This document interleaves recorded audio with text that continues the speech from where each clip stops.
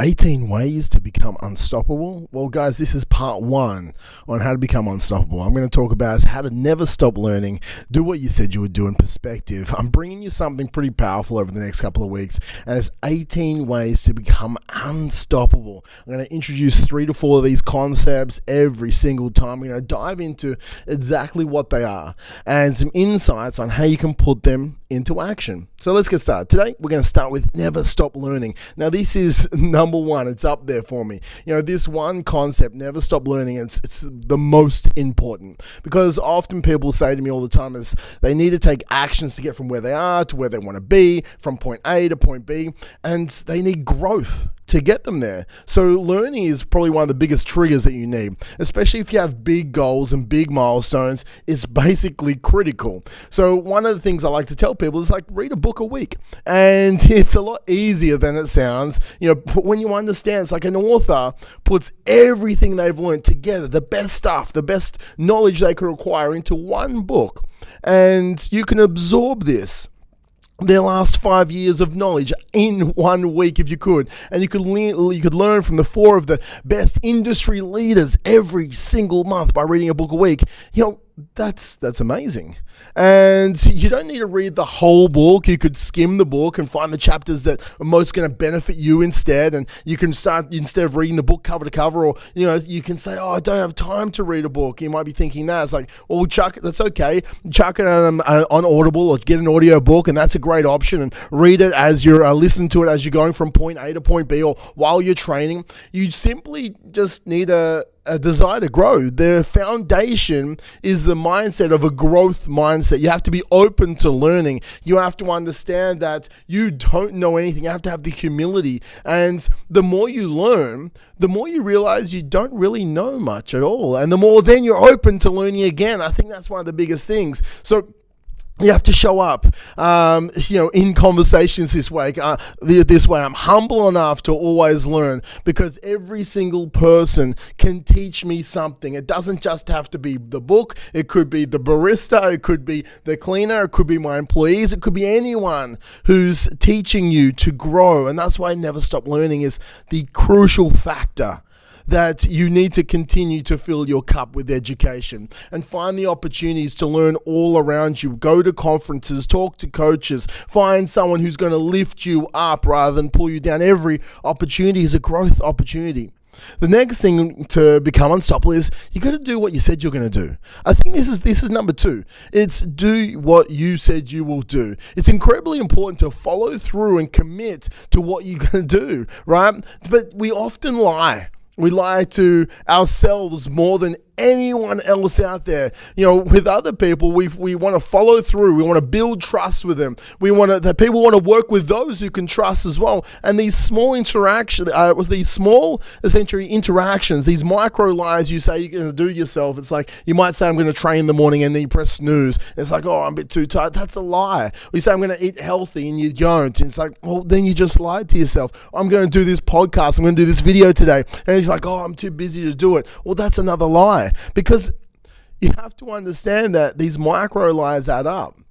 And when you don't do what you said you're going to do, then all of a sudden you lose momentum. Then all of a sudden your subconscious thinks that, yeah, it's okay. I don't have to follow through with my promises to myself. And you get pushed away. You know, we have to understand you must be clear and deliberate about the commitments you make to yourself and that you make to others. You must under-promise and you must over-deliver. You must always err on the side of being conservative of what you promise and commit to, and deliver more than what they're expecting. What's interesting is, like, we just need to start honoring our commitments. So with this, guys, when you want big goals, you want to set these commitments, you want to show up, you're going to be tempted to push your own commitments away. It's like, oh, I don't have time for this. I need to keep delivering for everyone else. Like, no, you must shift to making your commitments a priority. You must do what you said you're going to do. And when you start to make this shift, you're going to push past your old behaviors. Maybe share your goals. Share your goals with someone else. Hold yourself accountable. They say that when you have these goals and you write them down, you come, I think it's 63% more accountable. And then when you share them with an accountability partner, then you become 95% more accountable to actually do it. So find yourself an accountability partner. Tell them what you're going to do. And then make a meeting with them. You're going to meet in every Friday with them. And you're going to say, hey, did you do what you said you're going to do? And this accountability partner actually checks in with you. And they make you honor your word to yourself. And you know what? You're going to probably have to say, oh, I don't know if I want to do that. It's like, yes, sometimes you need to get slapped in the face. Sometimes you need to get, hey, you got to do it. And when you show up for them, you're actually showing up for yourself. So guys, that is number 2. Do what you said you're going to do. The last one for today is perspective. And this is the third. It's crucial. Being able to shift your perspective and your point of view can be one of the greatest assets in life. It's the ability to step outside the current way you're looking at things and looking at anything and the emotions that resonate with it. And it's finding a new way of thinking. It's a new way to find the purpose that you're actually moving forward. It's gaining insight and finding more clarity to shift your emotional state, whether it be stress into empathy or whether it be a obstacle into an opportunity. You can play with different methods of shifting this perspective. The most basic is to see the positive side in everything, to look for any potential learning, any potential optimistic version of what's currently happening inside your life. You see, your perspective is your reality. Okay, and this is why two people can experience the exact same thing and feel different inside that circumstance. They have two different viewpoints. And many times when you feel stuck, it's because you have a fixed perspective on how you are looking at the situation. So in your mind, you're like, yeah, it is what it is. But in reality, you can't see any other option or insight because you're looking at it from one point of view. So we must change our point of view, must look at it at least in 3 different perspectives. And if you can do this, if you can write down, this is my current situation, I'm going to challenge you to grow. I'm going to challenge you to shift your perspective. So right now, you might have a fixed perspective on December marketing or December growth. And you're like, it is what it is. Business growth. You're going to write it down in a short. It's like Christmas business growth. Or you might write down my finances. So it's like business growth. It's finances. Something like that. So you're just going to sum it up in as few words as possible. Don't put your perspective into this. Just sum it up in a couple of words. Now, next, you're going to name your current perspective. And it might be negative. It's like, I can't grow in business. And doing this will reinforce a perspective that you currently have in everything. It's going to say this is what it is, and you're going to find a name for that. And there's no other option, or this could never work. And that's the name you're currently looking at it. And then I want you to look at other 2 points of view. And so I want you to look at it like, if you respect someone, it could be a role model, it could be Richard Branson, it could be anyone. I don't really care. And I want you to go, I'm going to stand in his shoes right now. I'm going to look at my problem or the current thing, which is, business growth in December. And I want you to go write down how are they going to look at this? What perspective do they have on this situation? How are they going to, come and rise to this occasion?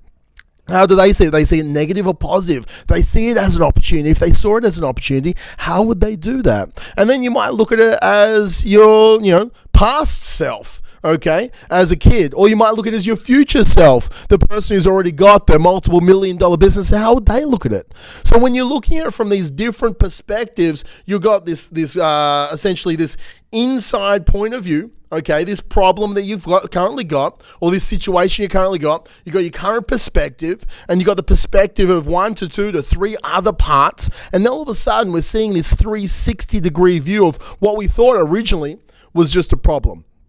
But now it's an opportunity. Now you can go, there's other ways of looking at this. So this perspective that you thought was actually you had before, it wasn't actually serving you. So now you can choose and expand and choose the other perspectives. You can change your situation, and you're challenging yourself to fully shift out of your old perspective into a new one. And this is going to challenge you to become the next version of yourself, to find your potential. You're going to be tempted to stay firmly rooted in the same perspective you started with, but you have to learn to leave that behind, and then you have to go and do the work.